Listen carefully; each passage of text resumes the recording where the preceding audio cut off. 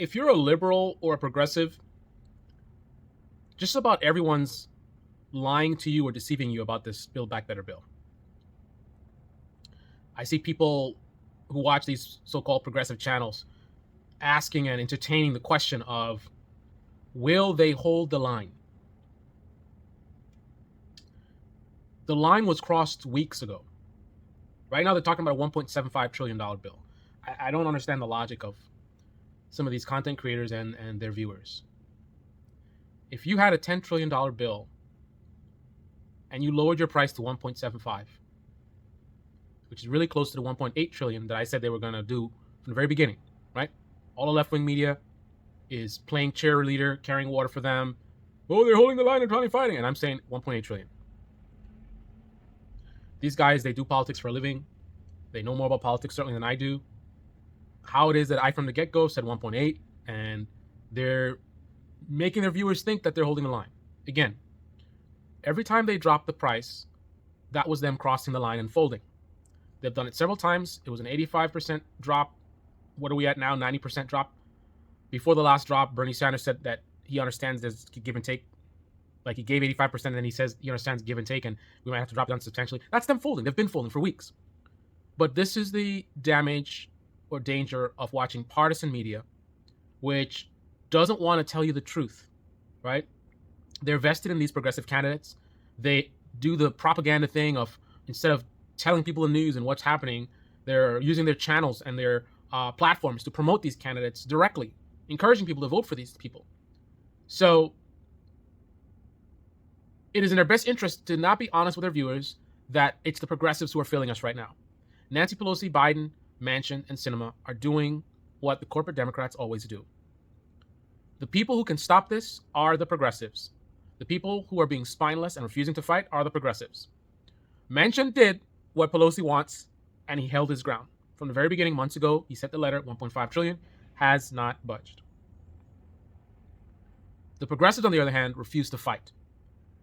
And the reason why they refuse to fight is because of people like the Young Turks, David Pakman. Basically, this is the propaganda media that the people that vote for them watch. Propaganda media has been acting as an accomplice of Nancy Pelosi, distracting you with Manchin and Sinema. The way this works is that allows the progressives to do nothing but fold, fold, fold, and then actually vote for a garbage bill that does nothing for this country, has them lose the majority next year, which does nothing for AOC. She's still going to be working, still making her money. A lot of these Democrats in the blue states, they're going to be good. So losing the midterms means nothing. Probably lose the presidency in 2024 means nothing. These deep blue people, they ain't going nowhere. They'll be making their money.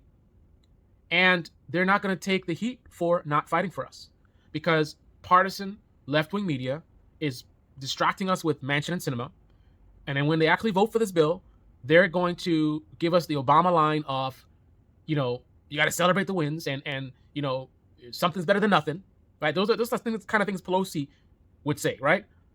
Listen to it coming from the progressive media, right? Sure, they'll put in there a little bit, yeah, they should have da-da-da, or whatever. But ultimately, the message that they're going to convey to you is, we should celebrate our win. It's better than nothing. And Manchin Sinema. If not for Manchin and Sinema, we would have had this great bill. They're not going to put any responsibility on the progressives. There's 95 of them in the Progressive Caucus. AOC herself said that they have leverage. She says they have thin majorities, they have leverage. So why are they not fighting? Because they don't need to fight. Because the other alternative is that they fight, they're going to get attacked. And this is how you know when they fight. They're going to get attacked by Biden, by Pelosi, and the mainstream media. They're all going to say they're holding up this thing and Americans need this stuff and it's not time to play politics or whatever. They're going to get absolutely attacked. So there's that path to actually fight for us and get attacked. But the most important thing that they're missing is they will have the support of the American people. Right? I know the effect of mainstream media, but people like AOC has 12 million followers. If they want to, they can unite and they can communicate with their followers directly, their voters, and their voters will support them.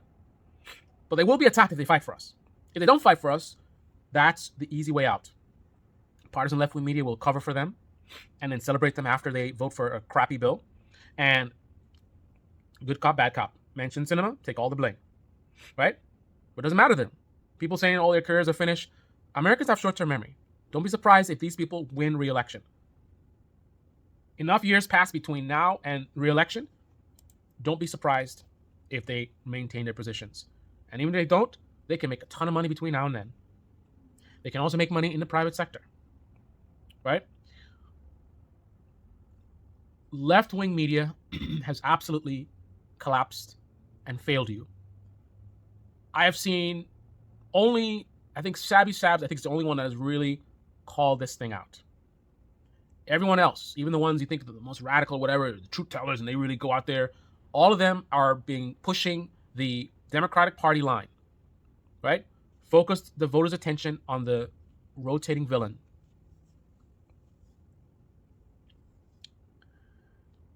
The biggest culprit who bears a lot of responsibility for what is most likely going to happen is the American people. Because the fact that there's only a few dozen people protesting, you got to put yourself in the shoes of a politician. Would you risk being at an all-out war with Democratic Party management and the mainstream media? Would you risk that for a base that only could come up with a few dozen people protesting? The fact that only a few dozen people protesting says to me, and I'm sure it says to all of these progressives, that doing nothing is a really sure bet, that you'll be able to do nothing and get away with it. The lack of noise from the American people. And I look online on Twitter, you got these people that are supposed to be radical and they're activists or whatever. What are they doing? Nothing. Anyone that has a major following, whether it's on YouTube or Twitter or otherwise, and they're not pushing people to push these progressives to build back the bill, these are not people to be taken seriously. This is a democratic republic. Therefore, we the people hold the most power. Without our votes, these politicians can't get the only thing they care about, which is money and power. That's the only thing that these politicians care about, is money and power, which they get from us. If we don't fight for it, we're not going to get it. But it's easier to sit around and whine and complain, and then when this bill gets gutted and we get nothing, then you continue like, oh, da da da da da da. Whose fault is that? This is not North Korea, where you can go to jail for challenging your government. You have the power to challenge your government. People for months marched around, Black Lives Matter, Black Lives Matter, mostly with an unclear objective. Here we have something very clear, a bill that could help a lot of people. But only a few dozen people of millions willing to fight for it. All of these so-called leaders on the left asleep, in a coma, making silly videos about Jimmy Dore and whatever nonsense, trying to get those clicks and trends and whatever, while we are about to head over a cliff. Humanist Report, David Pakman, Brian Tyler Cohen, Young Turks, Ring of Fire. Absent. They don't care. They don't care at all. They're sitting there making their money, doing their videos. They don't care about your health care. They don't care about the things that most Americans care about. These are content creators. Just like the progressives in Congress, all these creators care about is themselves.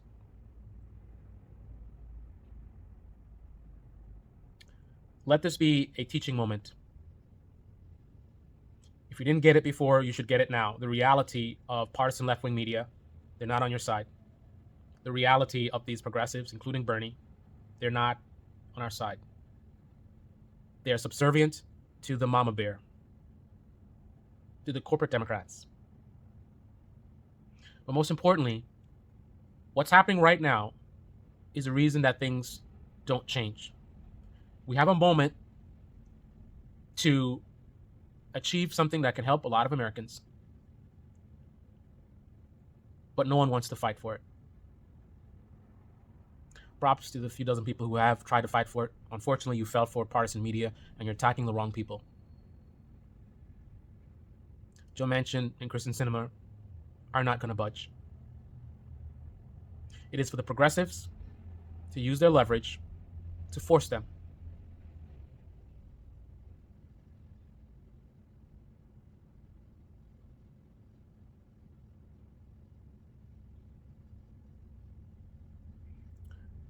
No one's even talking about the damage that this is potentially going to cause. I think Crystal on Breaking Points She might have mentioned it once about the cliff that we're about to go over.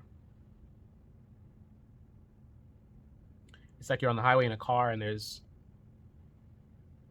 brake fluid leaking out and everybody sees it. And for some reason, no one's willing to do anything about it. It's not that complicated of a task. Imagine if thousands of people were protesting these progressives, letting them know that you are going to have to fight. Either you're going to fight against Pelosi and Biden, or you're going to have to fight against us. So you decide. Stand with your base, your voters,